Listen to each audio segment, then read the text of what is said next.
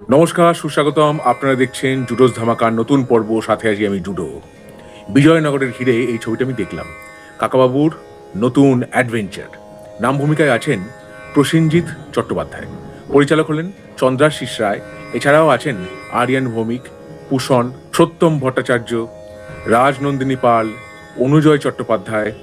একটি বিশেষ ভূমিকায় আছেন চিরঞ্জিত চক্রবর্তী। কাহিনীতে আমরা দেখছি কাকাবাবু, সন্তু, জোজো, এরা তিনজন গেছেন হাম্পিতে, বিজয়নগর রাজ্য, কৃষ্ণদেব রায়া, বা বাংলায় অনেক সময় আমরা হয়তো বলি কৃষ্ণদেব রায় বা কৃষ্ণদেব রায়া। কথিত আছে সেখানে আছে একটি হিরে, এবং যুগের পর যুগ ধরে একটি গোষ্ঠী, যাদেরকে বলা হয় কবচ বা কবচ, তারা পাহারা দিয়ে যাচ্ছে সেই হিরে। সেই হিরের পেছনে অনেক লোক কিন্তু ঘুরে বেড়াচ্ছে। হীরা নিলে কত শুনি, সময় কি আসে যে গুণী? অনেকে কিন্তু হীরার পেছনে ঘুরে বেড়াচ্ছে। এবার কাকাবাবু কি শুধুই ছুটি কাটাতে গেছেন, নাকি এর পেছনে আছে অন্য কোনো উদ্দেশ্য? চিরঞ্জিত চক্রবর্তী অভিনয় করেছেন এসআই এর প্রাক্তন একজন কর্তার ভূমিকায়, ডক্টর বিপি শর্মা, যিনি কাকাবাবুর গুরুও বটে। চিরঞ্জিত চক্রবর্তী এবং প্রসেনজিৎ চট্টোপাধ্যায়ের একসঙ্গে যে মুহূর্তগুলো, যে দৃশ্য, সেগুলো দেখতে খুব ভালো লেগেছে। প্রথমেই আসি অভিনয়ের কথায়। নাম ভূমিকায় প্রসেনজিৎ চট্টোপাধ্যায়ের অভিনয় যথাযথ হয়েছে, অ্যাকশন তো আছেই। এছাড়াও সন্তুর প্রতি কাকাবাবুর যে স্নেহ, বা জোজোর প্রতি যে একটা প্রশ্রয় মাখানো ভালোবাসা, এগুলো খুব ভালো লেগেছে দেখতে। শুরুতে আমরা কাকাবাবুর একটি ফ্ল্যাশব্যাকের দৃশ্য দেখতে পাই এই ছবিতে। সেটি হচ্ছে কাকাবাবুর পায়ে যে জখম হলো, সেটা কি করে হলো। এইটা নিয়ে কিন্তু সুনীল গঙ্গোপাধ্যায় আস্ত একটি কাহিনী লিখে গেছেন। কাকাবাবুর প্রথম অভিযান, আফগানিস্তানে গিয়ে কাকাবাবুর পায়ে কি করে অ্যাক্সিডেন্ট হয়েছিল, সেটা অ্যাকচুয়ালি অ্যাক্সিডেন্টের ব্যাপারটাকে এখানে পাল্টে দেওয়া হয়েছে। কাকাবাবুর প্রথম অভিযান উপন্যাসে আছে নিজের বন্ধু কামালকে বাঁচাতে গিয়ে নদীতে ঝাঁপ দিয়েছিলেন কাকাবাবু, এবং সেই কারণেই তার গোড়ালির হাড়ে চোট লেগেছিল, যে কারণে তিনি ক্রাচ নিয়ে হাঁটেন। এই ব্যাপারটা ঘটেছিল, এখানে একটু অন্যরকম দেখানো হয়েছে। তবে আশা করব ভবিষ্যতে কাকাবাবুর প্রথম অভিযান নিয়ে একটি ছবি হবে, যেখানে প্রসেনজিৎ এবং চিরঞ্জিতকে একসাথে দেখতে পাবো। সন্তুর ভূমিকায় আরিয়ান ভৌমিকের অভিনয় ঠিকঠাক হয়েছে। ভূষণের অভিনয় সম্বন্ধেও একই কথা বলা যায়।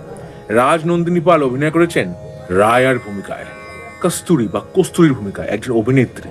কিন্তু সে কি শুধুই অভিনেত্রী?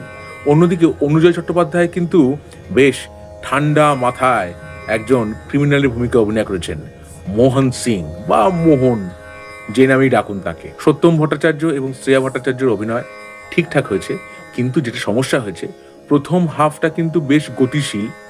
দ্বিতীয় হাফে যখন গুপ্তধনের সন্ধানে কাকাবাবুরা গেলেন, এবং সেই জায়গাটা অনেক বেশি দীর্ঘায়িত বলে আমার মনে হয়েছে। সেটার কিন্তু গতি অনেকটা বেশি হতে পারত।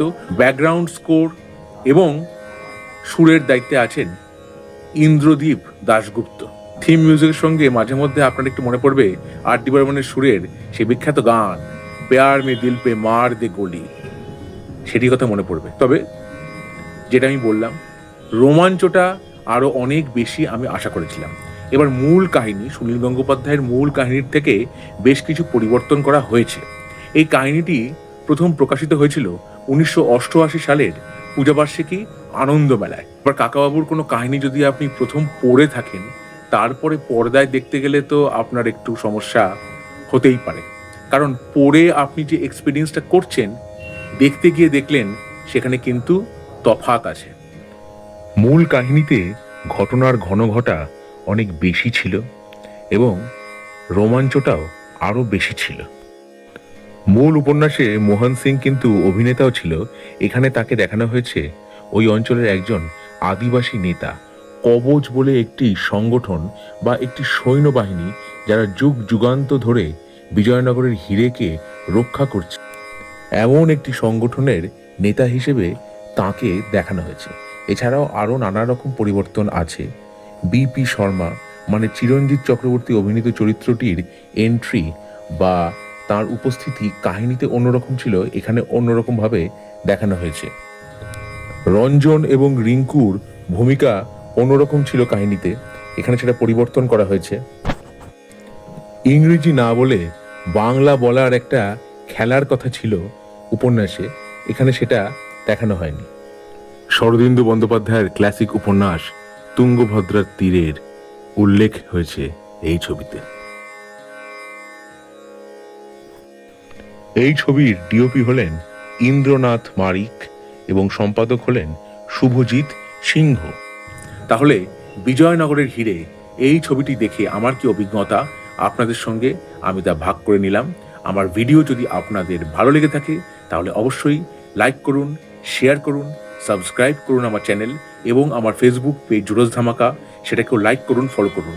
পরের পর্বে ফিরছি নতুন কোনো চমক নিয়ে, নতুন কোনো ধামাকা নিয়ে। হ্যাস্টা লা ভিস্টা, জুডোস ধামাকা, লেটস ডু দা ধামাকা।